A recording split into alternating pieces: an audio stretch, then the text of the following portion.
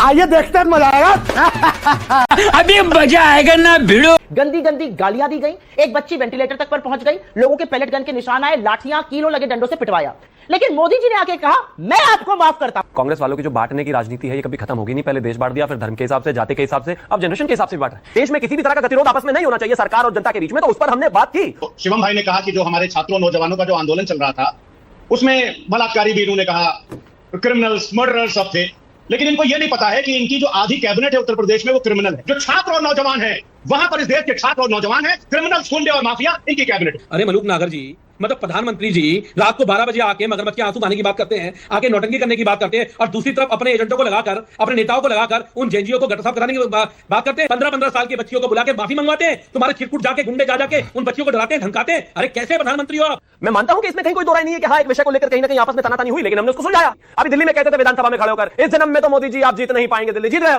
समय समय पर लोकतंत्र किसी के साथ होती है। ये नीट पेपर लीक के खिलाफ आंदोलन था, ये अच्छी शिक्षा व्यवस्था के लिए आंदोलन था। पैलेट गन थोड़ी चलवानी चाहिए थी कि, और अगर ये सब किया तो कहां भाग गए संसद से अमित शाह जी और Narendra Modi ji? A few moments later. मालिक वो देखो। मोदी जी ने सबसे बड़ी क्या गलती करी कि उन्होंने बहुत सतही, बहुत हल्का, बहुत खोखला, बहुत शैलो समझा जेनजी को।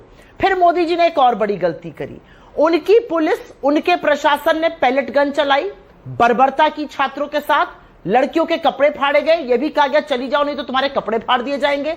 गंदी गंदी गालियां दी गई, एक बच्ची वेंटिलेटर तक पर पहुंच गई, लोगों के पैलेट गन के निशान आए, लाठियां कीलों लगे डंडों से पिटवाया। बात तो सही है। और उसके बाद मोदी जी को इस देश से माफी मांगनी चाहिए थी, लेकिन मोदी जी ने आके कहा मैं आपको माफ करता हूं। मतलब आत्ममुग्धता का भी एक अलग ही पैमाना है यहां पर। कहा तो देश से आपको माफी मांगनी चाहिए, युवाओं से आपको माफी मांगनी चाहिए, आप माफी देने वाले बन गए। तो जेनजी को ये अच्छा नहीं लगा। सोशल मीडिया उठा लीजिए और पलट कर देख लीजिए कि सोशल मीडिया पर किस तरह की मीम बन रही है। और अंतिम बात मैं यहां पर कहकर अपनी बात खत्म करती हूं। यही नहीं, अभी और सुनिए। मोदी जी फ्रेंड्स बुला रहे हैं, 4-4 रील बता चुके हैं, समझ गए कि हाथ से बात निकल रही है, युवा नाराज है। और रमेश बिधूड़ी इनको पंचर वाला बता रहे हैं, योगेंद्र चंदोलिया इनको भेड़िया बता रहे हैं, धर्मेंद्र प्रधान इनको दहशतगर्द बता रहे हैं, कंगना रनौत ने तो आगे बढ़कर एक पूरी जनरेशन को जनरेशन गटर बुला दिया। नितिन नवीन जो आज हारे हैं अपना ही क्षेत्र, वो कह रहे हैं ये वायरस है। ये गड़बड़ है बाबा। क्या ये माना जाए कि सरकार के 2-2 मंत्रियों ने जन विरोधी, संविधान विरोधी और भारत विरोधी लोगों के साथ वार्ता की, उनके साथ हाथ मिलाया, इनकी डिमांड्स पे गिव इन कर दिया? ये सारे संविधान विरोधी, भारत विरोधी लोग थे, उनसे क्यों सरकार ने बात करी? और दूसरा सवाल मेरा ये कि अगर ये सब भारत विरोधी और संविधान विरोधी लोग थे तो रात को 12 बजे मोदी जी रील क्या खेल रहे हैं? उनको रील क्यों बनानी पड़ रही है? मित्रों से फ्रांस में क्यों आना पड़ रहा है? राष्ट्र के नाम 8 बजे रात को आपके चैनल पर आकर संदेश देने के बजाय आज रील क्यों खेल रहे हैं? भारत विरोधी लोगों के लिए, संविधान विरोधी लोगों के लिए। जिन बच्चों को आपने वेंटिलेटर पे पहुंचाया उनसे माफी मांगिए, ये असलियत है। शाबाश। मैं एक चीज कहना चाहता हूं कि ये कांग्रेस वालों की जो बांटने की राजनीति है ये कभी खत्म होगी नहीं। पहले देश बांट दिया, फिर धर्म के हिसाब से, जाति के हिसाब से, अब जनरेशन के हिसाब से भी बांट रहे हैं। कह रहे ये जो जेन जी है ना ये बहुत समझदार है। क्यों? जेन एक्स समझदार नहीं है क्या? राहुल गांधी समझदार नहीं है क्या? जेन अल्फा समझदार नहीं है क्या? बेबी बूमर समझदार नहीं है? सब समझदार है भाई। और यही समझदार हैं जिन समझदार लोगों ने भारतीय जनता पार्टी को 20 राज्यों से ज्यादा और 3 बार केंद्र में चुना है। बार बार झूठ बोलो। इसमें लोगों को जलन क्या है? बेचारे ले देकर भी इंस्टाग्राम पर वहां तक नहीं पहुंच पाते जहां आदरणीय प्रधानमंत्री पहुंच गए। नाराजगी जायज है ना भाई। वो जेनजी जैसे दिख तो सकते हैं लेकिन आदरणीय प्रधानमंत्री जी की तरह कनेक्ट नहीं कर सकते। अब एक और चीज ये कहा गया कि क्या नड्डा जी जो हैं देश विरोधी या फिर जो भी शब्द का इस्तेमाल किया उन लोगों से कम्युनिकेट कर रहे थे, बात कर रहे थे, संवाद कर रहे थे? नहीं। इंपॉर्टेंट यहां पर यह है कि कॉज जो था बिल्कुल सही था, नीट में परेशानी थी बिल्कुल सही थी, एजुकेशन व्यवस्था पर बात और सुधार होने की बात थी बिल्कुल सही थी, लेकिन उस बीच में जो कांड हुए, उस बीच में जो चीजें हुई, उन पर बात होना अनिवार्य है। क्या कहना क्या चाह रहे हैं भाई आप? और जो बात करने वाले थे वो महत्वपूर्ण नहीं है, जो बात है वो महत्वपूर्ण है।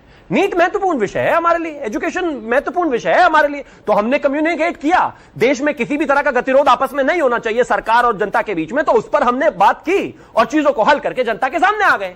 मैं कब हो गया ये बात ठीक है कि वहां पर 2400 लोग बलात्कारी, गैंगस्टर, गुंडे और तमाम ऐसे पॉक्सो वाले लोग चोर सब थे। उसको लेकर पुलिस ने वहां के लोगों से कहा कि उन पर जो है हमें आधार कार्ड चेक करने दो। जो इस मूवमेंट को लीड कर रहे थे दीप के, उन्होंने कहा कि कोई आधार कार्ड चेक नहीं होगा, जंतर मंतर पर आने के लिए क्या वीजा चाहिए? उन्होंने कहा अगर कोई इस बार चेक करने की बात करे तो हमें बात करिएगा, तो हम बात करेंगे इसके बारे में। और जब इस तरह की चीजें दिल्ली के सेंटर में जाकर खड़े होने पर बात होती है तो हम बात करेंगे और ये हमें पढ़ाएंगे क्या होता है ये आंदोलनों को कुचलना। ये क्या बात करता है यार? इस जिस तरह का आंदोलन हुआ, उस आंदोलन में ऐसे लोग घुसे, ऐसे लोगों ने इस देश के खिलाफ कहीं ना कहीं जिस तरह की भाषा का इस्तेमाल हुआ वो बिल्कुल अच्छा नहीं था। कोई अच्छा लगता हो किसी को तो अपने बच्चों से ऐसी भाषा से गालियां दिलवा कर देखे। फराज किदवई जी, मानता हूं बिल्कुल गलत। जवाब दीजिए फराज किदवई जी। आता हूं बात के ऊपर। फराज किदवई। हाँ, तो शिवम भाई ने कहा कि जो हमारे छात्रों नौजवानों का जो आंदोलन चल रहा था उसमें बलात्कारी भी इन्होंने कहा, क्रिमिनल्स, मर्डरर्स सब थे, लेकिन इनको यह नहीं पता है कि इनकी जो आधी कैबिनेट है उत्तर प्रदेश में वो क्रिमिनल है। गजब बेइज्जती है। क्योंकि इनके जो मिनिस्टर्स हैं उन्होंने जब एफिडेविट दी अपने, जब वो इलेक्शन लड़ रहे थे तो उसमें 22 मिनिस्टर्स ने कहा कि साहब मैं तो क्रिमिनल हूं, और 20 ने कहा कि हमारे ऊपर ड्रेडेड क्रिमिनल चार्जेस लग रहे हैं। और इनका जो सपोर्टर है ना एसबीएसपी के, और क्या नाम है उनका, निषाद पार्टी के बेदीराम और वो विपुल दुबे, वो तो पेपर लीक माफिया है। तो असलियत में murderers, criminals, paper leak mafia ये भारतीय जनता पार्टी की सरकार में मंत्री हैं। हमारे देश की यूथ जो है, जो छात्र और नौजवान है, वहां पर इस देश के छात्र और नौजवान हैं, क्रिमिनल्स, गुंडे और माफिया इनकी कैबिनेट में। कैसी लगी आगे स्वाद? मलूक नागर जी, ये बहुत बड़ी भूल नहीं कर रहे हैं बीजेपी के कुछ नेता, जैसे कंगना रनौत का बयान, गटर जनरेशन वाली बात जो उन्होंने कह दी थी, रमेश बिधूड़ी कह रहे पंचर लगाने वाला, ये क्या हो रहा है सर? माननीय प्रधानमंत्री जो रील बना के तालमेल बैठा के खराब खराब गालियां अपने बारे में, अपनी मां के बारे में सुनने के बाद, और जो सो कॉल्ड इंडिया गठबंधन की सबसे बड़ी पार्टी कांग्रेस और दूसरी अरे कहना क्या चाहते हो? पार्टी के नेता उकसाने की कोशिश कर रहे थे, ईगो में आ जाएं, कोई खिलाफ एक्शन ले लें, और उसके बाद भी तालमेल बैठा करके उनकी बात मानी। आप उनकी तरफ क्यों नहीं देखते? इस देश के मोहन भागवत जी 6 अगस्त को महाराष्ट्र में जा रहे जैनजियों के साथ तालमेल बैठाने के लिए, उधर क्यों नहीं देखते? ये चुप है। जो उनकी आड़ में कुछ अपराधी लोग देश का माहौल बिगाड़ना चाहते थे, और कुछ राजनीतिक पार्टियां जो उन्हें उकसा रही थी, जो नेपाल या बांग्लादेश या श्रीलंका की तरह कराना चाहते थे, अगर उसकी जांच हो रही है और माननीय सुप्रीम कोर्ट का उस बारे में आदेश आया है, मैं नहीं मानता, और दोनों का तालमेल बैठा करके जांच जारी है, उस पे अगर संवैधानिक तरीके से एक्शन होगा और उसकी आड़ में शिकार करके और बदनाम करने की कोशिश करेंगे एनडीए को या बीजेपी को, जी, इनके मंसूबे ये पूरे नहीं होंगे। अभी बता दे भाई, अभी बता दे।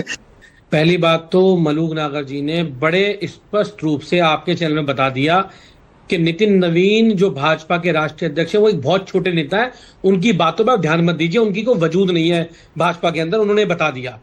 रमेश बिधूड़ी का भाजपा में कोई वजूद नहीं है, इसलिए उनकी बात को आप सीरियस मत लीजिए। कंगना रनौत का कोई वजूद नहीं है, इसलिए आप उनको सीरियस मत लीजिए। यही नहीं, अभी और सुनिए। आरएसएस के लोग जो बोल रहे हैं उनकी बात को आप सीरियस मत लीजिए। अरे मलूक नागर जी, मतलब प्रधानमंत्री जी रात को 12 बजे आके मगरमच्छ के आंसू बहाने की बात करते हैं, आके नौटंकी करने की बात करते हैं, और दूसरी तरफ अपने एजेंटों को लगाकर, अपने नेताओं को लगाकर उन जैनजियों को गटर साफ कराने की बात करते हैं। और उस जैनजी ने बता दिया, उस जैनजी ने बता दिया जिसको वायरस बताया था नितिन नवीन ने, वो वायरस इतना खतरनाक है कि नितिन नवीन की और भाजपा की परंपरागत सीट को खा गया वो वायरस। 15-15 साल के बच्चियों को बुला के माफी मंगवाते हैं, तुम्हारे चिरकुट जाके गुंडे जा जाके उन बच्चियों को डराते हैं, धमकाते हैं। अरे कैसे प्रधानमंत्री हो आप बच्चों के ऊपर आंसू गैस की गोली चलवाते हो, आप बच्चों के उसमें बैरिकेड में करंट छुड़वाते हो, आप बच्चों के ऊपर फायर करवाते हो। AK-47 चलाई थी बिहार में, और बिहार के लोगों ने उसका बदला ले लिया, बिहार के युवा ने उसका बदला ले लिया। ये बता दिया कि जो AK-47 चलाई थी, आज नितिन नवीन को वो सीट हारनी पड़ी, भाजपा को सीट हारनी पड़ी। और शुरुआत है ये तो अखिलेश भाई, ये तो शुरुआत है। इस देश के युवा से पंगा लिया है, इस देश के युवा को भविष्य को बर्बाद किया है। 25 लोगों की जान लेने वाले प्रधानमंत्री हैं। तू समझा? हाँ। नहीं, तू समझा नहीं। इस देश का जेनजी, मैं मानता हूं कि इस देश में आपसे कौन सी जनरेशन कौन कितना प्यार करता है उसका एक साधारण सा तरीका चुनाव है। मैं मानता हूं कि इसमें कहीं कोई दो राय नहीं है कि हां एक विषय को लेकर कहीं ना कहीं आपस में तनातनी हुई, लेकिन हमने उसको सुलझाया, बेहतर किया, संवाद किया, चीजों को बेहतर किया। और आज की आप कर दो ना झारखंड में, क्यों नहीं कर देते? बार बार इधर उधर की बातें करे जा रहे हैं। और ये आम आदमी पार्टी वाले जेनजी ने ऐसे किया, जेनजी ने वैसे किया, और अभी तो शुरुआत है। ये बहुत कहा है आपने भाई। अभी दिल्ली में कहते थे विधानसभा में खड़े होकर, इस जन्म में तो मोदी जी आप जीत नहीं पाएंगे, दिल्ली जीत गए हम। अभी अभी 1 साल पूरा हुआ है ढंग से आपको, यहां भी जीत गए हम। कौन पूछ रहा है भाई आपको? पंजाब भी हराएंगे अभी आपको। मस्त जोक मारा रे, ये हंस रहे हलकट हंस। समय समय पर लोकतंत्र में वोट अगर चोरी कोई करके इस जीते तरह हो, की समझ लो मेरी परेशानी बात। किसी के साथ वोट होती है, चोर हो तुम लोग। सरकार उसको संवाद करके ठीक कर देती है। तो आप बोलो ना झारखंड पर भाई, वो भी जेनजी हैं, उनके भी पेपर लीक हुए हैं, वहां पर झालमुरी की तरह पेपर बट रहे हैं, वहां तो नहीं आप पर आवाज निकलती, वहां पर तो नहीं आप पे बोला जाता। अभी बदत है भाई, अभी बदत है। तो जेन जी जो है वो है तो फिलहाल बीजेपी की तरफ, आगे का मुझे नहीं पता, लेकिन ये आंकड़े तो यही कह रहे हैं। ये बात आप आज के दिन कहिएगा। नितिन नवीन का जो गढ़ था, जो भाजपा के राष्ट्रीय अध्यक्ष हैं, उनके गढ़ में वो हार गए और ये वोट अगेंस्ट बीजेपी पड़ा है। उनको समझ में आ गया होगा कि वायरस कितना खतरनाक है। सही पकड़े हैं। ये बात आज आप उस दिन कहिएगा जिस दिन नरोत्तम मिश्रा के घर दतिया में हार गई बीजेपी और कांग्रेस की जीत हुई है वहां पर। ये बात आज आप इस दिन कहिएगा। मेरा अपना मानना है 2024 से लेकर 2026 जुलाई अगस्त तक तस्वीर बहुत बदल चुकी है। मैं तो सोशल मीडिया संभालती हूं और उसका मैं थोड़ा स्नैपशॉट आपको बता देती हूं। आप सोशल मीडिया उठा लीजिए, आप किसी भी पार्टी के हो, देखिए जेनजी वहां पर क्या कह रही है। जेन अल्फा बोल रही है भाई, जेनजी तो छोड़ दीजिए, 16 साल के से कम के जो बच्चे हैं वो अब खड़े होकर बोल रहे हैं हमारी शिक्षा, हमारे स्वास्थ्य की बात करिए। अरे हम तो फकीर आदमी हैं। जिस देश में 1.25 लाख से ज्यादा स्कूलों में एक कमरे में स्कूल चल रहा हो, जहां 90,000 सरकारी स्कूल बंद हो गए हो, जहां 96,000 स्कूलों में लड़कियों के लिए टॉयलेट ना हो, वहां पर हमने बात सुलझाने वाली झोल किया जाएगा। मैं मूल बात पर वापस जाना चाहती हूं। ये नीट पेपर लीक के खिलाफ आंदोलन था, ये अच्छी शिक्षा व्यवस्था के लिए आंदोलन था। इस आंदोलन को तो हाथों हाथ सरकार को लेना चाहिए था और कहना चाहिए था आपके सुझावों का स्वागत है, आइए हमारे साथ बैठिए। पैलेट गन थोड़ी चलवानी चाहिए थी कि, और अगर ये सब किया तो कहां भाग गए संसद से अमित शाह जी और नरेंद्र मोदी जी? गजब बेइज्जती है।